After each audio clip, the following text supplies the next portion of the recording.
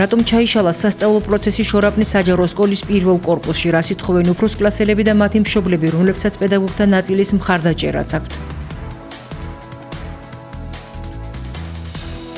გიორგი გოგლიჩიძე ერთიანი ნაციონალური მოძრაობის წინააღმდეგ რა პრეტენზიები აქვს რამდენიმე წლის წინანდელ პოლიტიკურად აქტიურ ლეიბორის ოპოზიციური პარტიის მისამართით და როგორ გამოხატა მან თავისი პროტესტი. უპრეცედენტო შემთხვევა ზესტაფონის სპორტის ისტორიაში მარიამ ცერცვაძე პირველი სპორტსმენი გოგონაა, რომელიც მსოფლიო ჩემპიონატზე იჭიდავებს.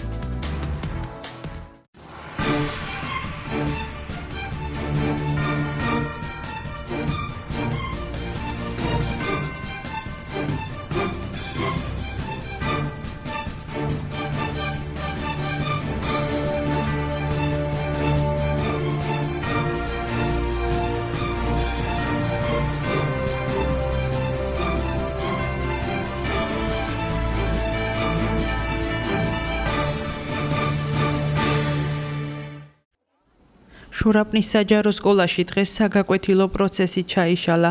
უფროს კლასელები უკვე მეორე კვირაა სკოლის ოპტიმიზაციას აპროტესტებენ. სოლიდარობა დღეს მათ დაწყებითი და საბაზო საფეხურის მოსწავლეებმაც გამოუცხადეს და გაკვეთილებზე არ შევიდნენ. იმიტომ არ შაშინე რომ ჩვენ გვეუბნებიან რომ გადავიდეთ იქ. ჩვენ აქ ვისწავლეთ პირველი კლასიდან და ეხლა გვეუბნებიან რომ იქეთ უნდა გადავიდეთ და ჩვენ არ გვინდა რომ სადაც დავიწყეთ სწავლა იქ დავასრულოთ ბოლომდე. და ეგეთ არ გვინდა ხა ეგეთ ბავშვები სხვა ბავშვები არიან, მასწავლებლები სხვა მასწავლებლები არიან. კლასში ბავშვების დიდი რაოდენობა არის და კარგად ვერ გებულებთ გაკვეთილს და ამიტომ არ გვინდა ეგეთ გადასვლა. როგორც მშობლები აცხადებენ, სკოლის საბაზო ტიპის დაწესებულებად გადაქცევა დირექციის მიზანია და არ აპირებენ თავიანთი შვილები სოფლის მეორე სკოლაში გადაიყვანონ. მით უფრო რომ ეს ყველაფერი მათთვის ბევრ პრობლემასთან ასოცირდება. უნდათ რომ ეს სკოლა ვაფშე მოანაგაონ და გააუქმონ და გადაიყვანონ ეს ბავშვები იქით. არამც და არამც არ დაუშვებთ. მარტო თქვენით არ დაუკმაყოფილდებით. გზასაც გადავკეტავთ. საჩივრებსაც დავწერთ. ვიჩივლეთ, შევინარჩუნებთ ყველანაირად, ყველა გზით შევინარჩუნებთ ჩვენ ამ სკოლას.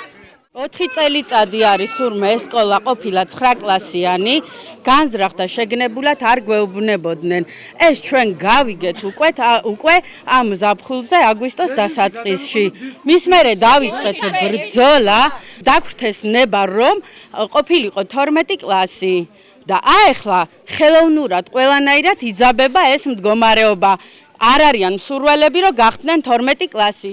სკოლის შენარჩუნებას აქვს ძალიან დიდი მნიშვნელობა, როგორც სკოლის ფუნქციონირება, ასევე რამოდენიმე სოფელი არის დამოკიდებული. სანახშირე, მუხები, წიფლავაკე, საღვინე აქ დადიან. პირველ კლასში რომ მოიყვან, თავისთავად გინდა დაამთავრებიო 12 კლასში. რო ხდება ეს 9 კლასიანად გადაკეთდა, ხო უკვე. ხდება, სადაც მიიყვან პირველ კლასში, იქ უნდა დაამთავროს ბავშვმა 12 კლასში. ხდება ცუდი, ბავშვების ერთმანეთთან შერწყო, მერე ცუდია სხვა კლასში გადაიყვან. ამიტომ სოფლების დაცარიელება უკვე მოხდა, ოპტიმიზაცია, როცა 5-6 წლის წინ მოხდა. დაცარიელდა ეს სოფლები. ეხლა შორაპანსაც იგივე ემუქრება. მასწავლებელთა შეფასებით კი მშობელთა რეაქციები ადეკვატურია და ეთანხმებიან მათ პოზიციებს, თუმცა აქვე დასცენენ, რომ პრობლემა დროულად უნდა მოგვარდეს. ძალიან ცუდია ეს რომ ჩაშლილია გაკვეთილები, ძალიან ცუდი, მაგრამ ეს ჩვენ უბრალოდ მშობელი დაგხვდა რომ მოვედით დილით 9:30-ზე მოვედით სკოლაში, დაგხვდა კარები დაკეტილი, მშობელი დგას გარეთ და არ შეხვიდეთ შიგნით. ჭიდაობას დაუწყებდით მშობლებს ამდენი მოსწავლის თვალწინ, ამდენი მასწავლებლის და ამდენი მშობლის თვალწინ. აი ეს არის რა ნამდვილად არ არის სასიამოვნო არც პროცესის ჩაშლა, მაგრამ შეიძლებოდა ამ სიტუაციამდე არ მივსულიყავით. მოითხოვენ რომ დარჩენ ამ კორპუსში და ჩატარდეს აქ ჩვეულებრივად, როგორც სწავლობდნენ 12 წლის განმავლობაში ჩატარდეს გაკვეთილები. მეტი არაფერი. ამას მოვითხოვ. ჩვენ თანახმა ვართ, რომ ეს ბავშვები იყვნენ ჩვენ კორპუსში, აქ იყვნენ 12 წელიწადი და ჩავატაროთ გაკვეთილები ჩვეულებრივად. არაფერ დიდ ფინანსებთან ეს არ არის დაკავშირებული თვეში ალბათ 2000 ლარამდე არის სახელმწიფოდან დაფინანსება, არ ვიცი ვინ უნდა დაგვაფინანსოს, ალბათ განათლების სამინისტრო, მეტი არაფერი, დიდი ღირებულება, მე ვფიქრობ, მატერიალური ეს არ არის, ეს არ უნდა გაუჭირდეს ჩვენ ქვეყანას და ასეთი ამბავი არ უნდა იყოს, არ უნდა ხდებოდეს სკოლებში. ამის შესახებ მშობლები წინა სასწავლო წლის დასრულებისთანავე იყვნენ ინფორმირებულნი, აცხადებს ნოდა როსაძე. სკოლის დირექტორის თქმით, მშობელთა პოზიციიდან გამომდინარე ადგილობრივი რესურსცენტრის საშუალებით განათლების სამინისტროს დაუკავშირდა და იმ თანხების მოძიება დაიწყო, რომლის საშუალებითაც დასახელებული კლასების პედაგოგების ხელფასები უნდა დაფინანსდეს. სწავლა როგორც დაიწყო, ჩვენ მანამდე სწავლის დასრულებისას ვიცოდით, რომ დაინფორმირებული მაქსიმალურად იყოს უყველა, რომ თქვათ, აქეთ უკვე ახალი სასწავლო წლიდან არ იქნებოდა მაღალი საფეხური, მე-10, მე-11, მე-12, მაგრამ ეს ჩვენ ვიცოდით, რომ გამოიწვევდა მოსახლეობის უკმაყოფილებას. ოფიციალური წერილები გაგზავნილი გვაქვს რესურს ცენტრში, შუამდგომლობით სამინისტროსთან, რა თქმა უნდა. და ველოდებოდით ყოველთვის პასუხს. ამ საკითხთან დაკავშირებით, იცით როგორ არის, აქამდე იყო ეს სკოლა, რომ ოფიციალურად გვეწერა ბრძანები ჩვენ, რომ აქეთ უნდა იყოს 9 კლასი, იქეთ უნდა იყოს, ანუ აქეთ პირველი მე-9, იქეთ 12 სრული საშუალო საფეხური, მაგრამ ჩვენ ამ საკითხზე რესურს ცენტრთან მუშაობდით, რომ უფლება მოგვეპოვებია აქ სკოლის აქაც რო 12 კლასი ყოფილიყო და იცით რა არის, აი ნებისმიერ დირექტორს, აი ნებისმიერი, მე პირადად შორაპნელი ვარ და ყველაფრის ხედავთ ნებისმიერ დირექტორს აწყობს თუ შერწყმული სკოლების შემთხვევაში ორივე სკოლა იქნება 12 კლასიანი. ეს ნიშნავს კანონით, რომ არსებობს მეტი ფინანსი. ჩვენ სამინისტროდან ამ ხანგრძლივი მუშაობის შედეგად მივიღეთ პასუხი და გადმოგცა ნება ჩვენ, რომ თუ ჩვენ შეგვიძლია, თუ ჩვენ ფინანსურად ვწვდებით, იყოს აქეთას 12 კლასი, ოღონდაც სკოლას არ უნდა შეექმნას ფინანსური პრობლემა. ჩვენ ყველაფერი დოკუმენტაცია მომზადებული გვაქვს, 3 ფინანსური კლასის მართვას დაახლოებით 1800 ლარამდე ჭირდება, რის საშუალებაც სკოლას უბრალოდ არ აქვს. იმიტომ რომ სკოლაში სულ სწავლობს 315 მოსწავლე, შარშანდელთან შედარებით, ანუ დაამთავრა 53-მა და შემოვიდა 22 ბავშვით ნაკლები და ჩვენ ოფიციალურად ეს ყველაფერი დავდეთ, რომ სკოლას ფინანსური საშუალება ამის არ აქვს. სოფლის გამგებლის თქმით, ამ პრობლემის მოგვარება უფრო ადრე უნდა დაწყებულიყო და დროულად გამონახულიყო ის თანხები, რომელიც უზრუნველყოფდა ამ კლასების შენარჩუნებას და აღნიშნული პროცესების თავიდან აცილებას. რესურს ცენტრის ესე ადგილობრივი სკოლის ხელმძღვანელობა არ ამბობენ უარს, რომ ესე იგი ეს პრობლემა არის მოგვარებადია. თავარი საუბარი არის ფინანსების მოძიებაზე. ამათ უნდა მოეძიებიათ ალბათ ეს თავიდან ეს დღეს დაგუშინ არ დაწყილი ეს პროცესი, არის დაწყებული უკვე წლების უკან. ხო და შარშან გადაიყვანეს ერთი მაღალი კლასი. ეხლა დანარჩენებს აყოლებენ. სოფლის დეპუტატი პრობლემას ხელოვნურს უწოდებს. როგორც კობა გოჩალეიშვილი ამბობს, ეს პრობლემა 4 წელია არსებობს და ამ საკითხის მოგვარებას იგი საკრებულოში შეეცადა. შესაძლებელია და ეს ფურცელი არსებობს გაიხსნას მე-10, მე-11, მე-12 კლასი, მაგრამ ამავე დროს არ არის დაფინანსების წყარო მითითებული. აქედან გამომდინარე ეს ფურცელი აღმოჩნდა უსუსური და დღეს ვღებულობთ იმ სიტუაციას, რომ როდესაც უკვე მე როგორც საკრებულოს დეპუტატი საკრებულოში დავარიგე მოთხოვნა ყველა დეპუტატებთან და მთელ ზესტაფონის საზოგადოებასთან, რომ 1800 ლარი, რაც არის მიზერული თანხა იმისათვის, რომ სკოლა მიფუნქციონირდეს. პოლიტიკურად ანგაჟირებულ მოქმედებად შეაფასა რესურს ცენტრის ხელმძღვანელმა დღეს შორაპანში მომხდარი ფაქტი და სკოლის მოსწავლეებს და მშობლებს კანონის დაცვისკენ მოუწოდა. როგორც თორნიკე კახნიაშვილმა დასძინა, პრობლემა მალე მოგვარდება და გაკვეთილები შორაპნის სკოლაში ჩვეულ რიტმს დაუბრუნდება. სიტუაცია ნამდვილად არ არის სასიამოვნო. სკოლის პრობლემები, რომლებიც წარმოიშვა ამ ბოლო პერიოდში, მოგვარებადია. ჩვენ ვცდილობთ ამ საკითხის მოგვარებას, გვაქვს აქტიური კომუნიკაცია განათლების სამინისტროს საქართველოს მთავრობასთან, მაგრამ არჩევნების მოახლოვებასთან დაკავშირებით პოლიტიკოსები ცდილობენ გაამწვავონ ეს სიტუაცია და არ გვაძლევენ მოგვარების საშუალებას. პოლიტიკურად ანგაჟირებული მოქმედება ნამდვილად არ წაადგება სასწავლო პროცესს და არც პროცესის მოგვარებას. ამიტომ მე მოუწოდებ ყველას, რომ დავიცვათ ეს კანონი და კანონიერება და რაც შეეხება პრობლემებს, ამას გადაწყვიტავს სკოლა, რესურს ცენტრი, განათლების სამინისტრო და იმედი მაქვს უახლოეს ხანში ეს პრობლემა მოგვარდება. ზესტაფონელმა გიორგი გოგლიჩიძემ ნაციონალური მოძრაობის წინააღმდეგ საპროტესტო აქცია გამართა.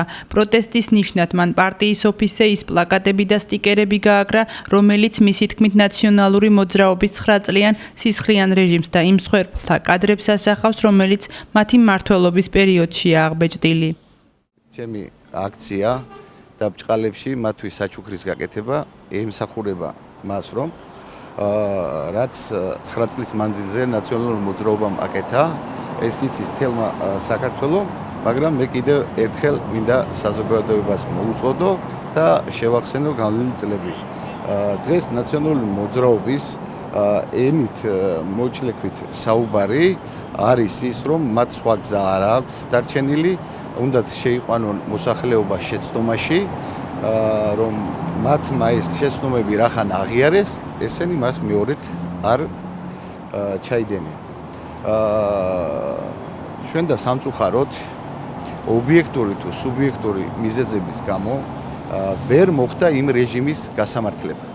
ამ რეჟიმის გასამართლება მოხდება საქართველოს მოსახლეობის მიერ 8 ოქტომბერს, სადაც გამოუტანს განაჩენს საქართველოს მოსახლეობა და ნაციონალურ მოძრაობას ეტყვის არანაციონალურ მოძრაობას, არაძალადობას. როგორც თავად აცხადებს, ის ნაციონალური მოძრაობის პირადი პოლიტიკური პატიმარი იყო და განმარტავს, რომ მისი ფიზიკური მდგომარეობა იმითაა განპირობებული, რომ ციხეში ნაციონალების ბრძანებით აწამებდნენ, რის შედეგადაც პარალიზებული აღმოჩნდა. მე ვარ ნაციონალური მოძრაობის რეჟიმის ხვერპლი 2011-2012 წლის ნომერ მერვე გლანის დაწესებულებაში ის შედეგად მიღებული ტრამვებით ჩვენს კითხვაზე მიეკუთვნება თუ არა მისი პერსონა რომელიმე პოლიტიკურ პარტიას უარს აცხადებს, თუმცა აქვე დასცენს, რომ ის ქართული ოცნების მხარდამჭერია და მისი მთავარი მიზანია ნაციონალურმა მოძრაობამ 8 ოქტომბრის არჩევნებზე 5%-იანი ბარიერი ვერ გადალახოს. მე ვარ ქართული ოცნების მხარდაჭერი, რომელმაც 2012 წლის 1 ოქტომბერი რომ არ ყოფილიყო, მე და ძალიან ბევრი ჩემისთანა საერთოდ ცოცხალი არ იქნებოდა. რას პასუხობენ გიორგი გოგლიჩიძის ბრალდებას ნაციონალურ მოძრაობაში და რით ხსნიან მის პროტესტს? ჩვენ ამის გასარკვევად პარტია ნაციონალური მოძრაობის დეპუტატობის კანდიდატ ზურაბ ბუცხრიკიძეს ვთხოვეთ კომენტარი. ეს ადამიანი მართლაც ძიმე ფიზიკურ მდგომარეობაში არის, მაგრამ და მე მას რაში უნდა დავადანაშაულო ეს ადამიანი, მაგრამ ვინც მას იქ აგზავნის, ის ადამიანი კი გარეწარია ნამდვილად, შემიძლია გითხრათ დანამდვილებით. ვინც იყენებს ამ ადამიანის ფიზიკურ მდგომარეობას. ანუ თქვენ თვლით, რომ ის არის რა თქმა უნდა, მას იყენებენ იმისათვის, რომ რაღაც ჩემს მიმართ შექმნა რაღაცა შავი პიარი და ესე მეღიმება ასეთ საქციელზე, ვინც აგზავნის ამ ადამიანს მათ საქციელზე მეღიმება. არჩევნე ეს აქ არაფერ შუაში არ არის, არც ეს პიროვნება, არც მე, არც არანაირი კავშირი ერთმანეთთან, ან მის დაზიანებასთან არანაირი კავშირი უნდა მქონდეს. მე უბრალოდ ვინც იმ სტიკერებს აკრავდა და ვინც იქ იღებდა სხვები, აი ის ხალხი მოიკითხეთ და ის ხალხი არის საინტერესო, ვინ არიან, ამას ვეხმარებია, რომ გამოიყენონ მისი ფიზიკური მდგომარეობა ვიღაცის საწინააღმდეგოდ. მე არც ვიცი, არც მინახავს რა გააკრეს, არც ის განცხადება მინახავს რა განცხადება გააკეთა. უბრალოდ ვიცი ეს ადამიანი, რომ რაღაც არის ამ სიტუაციაში და მას ნამდვილად აქვს ძიმე ფიზიკური მდგომარეობა, შემიძლია გითხრათ, მაგრამ ვინ არის ამაში დამნაშავე, თვითონ სხვა ვინმე, სად დაემართა ეს, რა ხდება მის თავს, მე ამის თაობაზე არც არაფერი ვიცი და თუ მოვა ჩემთან და მაჩვენებს დოკუმენტებს და ამას ამ შემთხვევაში გავერკვევი და ახლა ასე ხელაღებით ვიღაცებს აბრალებს რაღაცას, მე კიდევ ვერც ვერაფერში დავეთანხმებ და ვერც ვერაფერს უარყო. უპრეცედენტო შემთხვევა ზესტაფონის სპორტის ისტორიაში რამდენიმე დღეში მარიამ ცერცვაძე რუმინეთში დაგეგმულ მსოფლიო ჩემპიონატზე იჭიდავებს. კობა სვიანაძის შეგრძ თურქეთში შეკრებაზე ყოფნის შემდეგ დრო სპორტსკოლაში სავარჯიშოდაც დარჩა. სპექტრის გადამღებმა ჯგუფმა მარიამ ცერცვაძე ქვეყნის ნაკრებში სავარჯიშოდ გამგზავრებამდე ერთი დღით ადრე ჩაწერა. ვემზადები მსოფლიო ჩემპიონატისთვის, თურქეთში მქონდა გასვლა, ვემზადებოდი, ზბორები მქონდა, ეხლა აქ გავდივარ შეკრებას. და მივდივარ სოფლიო პირველობაზე რუმინეთში და როგორც ჩემი იმით გამომდინარე წარმატება სველი. მინდა რომ ამ დღეს დადგა ზესტაფონის სინამდვილეში და ისტორიაში რომ ჩვენ სოფლიო პირველობაზე თუ ადრე ბიჭებსაც ვაგზავნით, ეხლა გოგოებმაც გამოიჩინეს თავი და ჩვენი მოსწავლე მარიამ ცერცვაძე მიემგზავრება რუმინეთში 3 ოქტომბერს სოფლიო პირველობაზე. დიდი მხარდაჭერა იყო რაიონის ხელმძღვანელობამ, რომელიც გვერდში დაგვიდგა და ამ შედეგად მიგვაღწევიეს და მე ყველას დიდ მადლობას ვუხდი. მე ყველას ვთხოვ, რომ ვისაც გოგონები, რომელიც არიან ვაჟკაცური გოგონები, რომ მოვიდნენ ზესტაფონის სპორტულ სკოლაში, სწავლება უფასო არის და აგერ თუ რამხელა შედეგები მივაღწიეთ გოგოებით და ისინიც ჩაემბან ჩვენი რაიონის სხვა გოგონებიც ამ საქმეში.